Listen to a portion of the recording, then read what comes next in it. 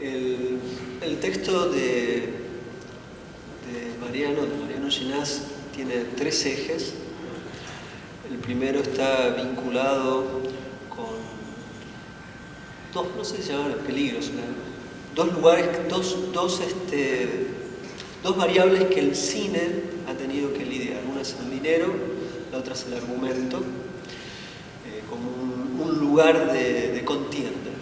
Hay un segundo punto que me parece más importante y que además a lo largo de la lectura del texto en general, no solo de Mariano, sino de otros autores, de otros directores, se plantea un constante problema con lo real.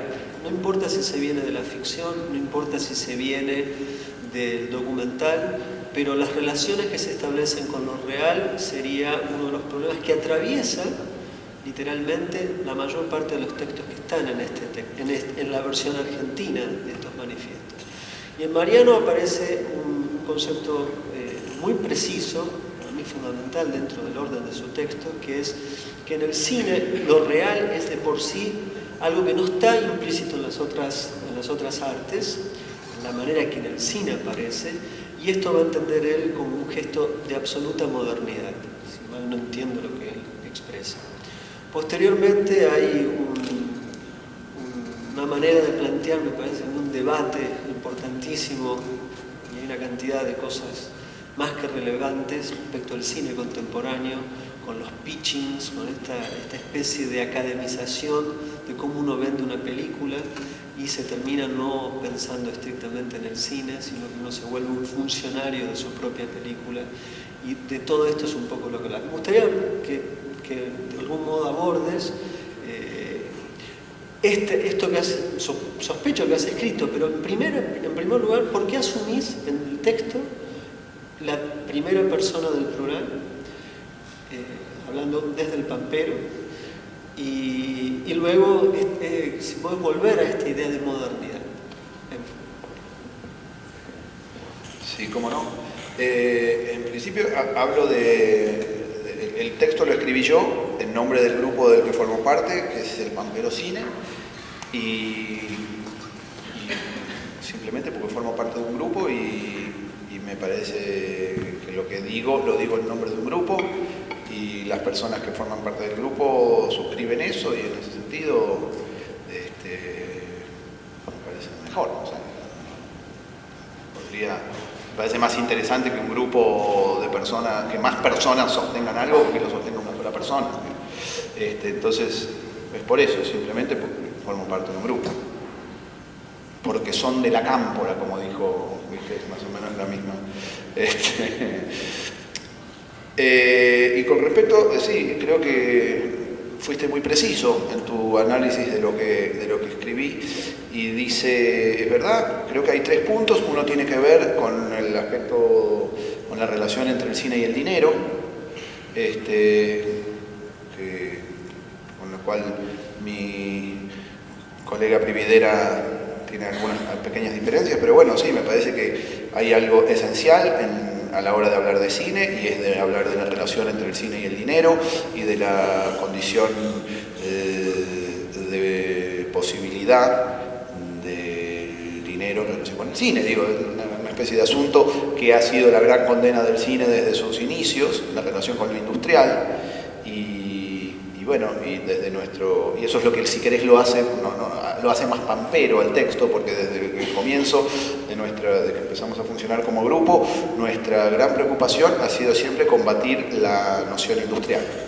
Es decir, combatir la idea de que el cine tiene necesariamente que ser hecho en términos de industria, como una maquinaria para producir dinero, y por lo tanto que en su, digamos, fabricación también interviene las relaciones económicas como si fuese en términos industriales. Nosotros defendemos la idea de que eso, con los medios de producción que existen ahora, no es más una obligación para el cine, y sentimos que esa libertad, la idea de poder trabajar como el resto de las artes, es decir, poder trabajar entre camaradas y no entre patrón y empleados, nos da mucha libertad para hacer las cosas de una manera nueva. El tercer punto que mencionás, creo que sí, creo que tiene que ver con algo similar, que es con cierta especie de lo que podríamos llamar el temple del cineasta. Y es una parte donde sí, uno un poco se queja de una especie de infinita burocratización de las formas de filmar y de las formas de pensar el cine. Y es una especie de momento, si se quiere, un poquito más épico del manifiesto. Efectivamente, uno siente que el mundo se va volviendo cada vez más burocrático y en ese sentido el cine no solo forma parte de eso, sino que es el lugar, uno de los lugares más, quiero decir, yo ahora estoy trabajando en publicidad cada tanto y entonces ahí aparece algo con lo que uno no tiene mucho, no sabe mucho que existe, si bien oye la palabra, como una especie de cosa que uno se toma en joda. Bueno, cuando empezás a laburar en publicidad te das cuenta de que eso existe realmente, que es algo que se llama el marketing. No sé si oyeron hablar de eso alguna vez. Bueno, el marketing es como una especie de cosa que uno se va dando cuenta de que es como una especie de monstruo espeluznante que domina el mundo. Es una máquina monstruosa que lentamente va dominando el mundo, conducido por la gente más idiota que haya poblado el mundo, yo diría en cualquier época. Y entonces da cierto pavor advertir que esa especie de logia de imbéciles lentamente empiezan a apoderarse también del cine. Y entonces un poco el texto nuestro termina con una especie de arenga, de decir, bueno, no dejemos que no, otra cosa son los pitchings, los lugares a donde se aprende a decir un pitch, y ese tipo de cosas son formas de marketing, de pensar, digamos, cuando se dice cómo vender tu película. De pronto yo doy clases en la facultad y vienen alumnos y dicen, bueno, si vos tenés que vender, yo los mando a cagar, no puede ser que una persona ya esté pensando en vender, no sé, digo, que vayan a la feria. Y el texto del medio, al que vos haces referencia, efectivamente es el texto donde se habla un poquito más en serio, que tiene que ver, que empieza con una frase que me parece bastante simpática, que es decir, la ética de un artista, supongo que se va a ofender más de uno, pero bueno, lo que yo pienso que es la ética de un artista tiene que ver con su relación con la modernidad. Eso, si querés, el manifiesto podría decir solo eso, porque es una idea que la gente va a decir, no, pero es que en los blogs van a decir, el arte por el arte, no sé qué. Bueno, eso es lo que pensamos nosotros. La ética de un artista tiene que ver con su relación con la modernidad. Entonces, preguntarse sobre la propia modernidad es la que constituye la ética, me parece a mí, de un artista, más que sus hipotéticas opiniones sobre otros aspectos que no son los propios de su arte. Después, por supuesto que está la ética, digo, pero... Y en ese sentido, sí, como vos decías, observábamos que la relación, digamos, el elemento insoslayable a la hora de pensar la modernidad en el cine, sigue siendo la manera de enfrentarse a lo que un escritor del norte argentino alguna vez llamó la espesa selva de lo real.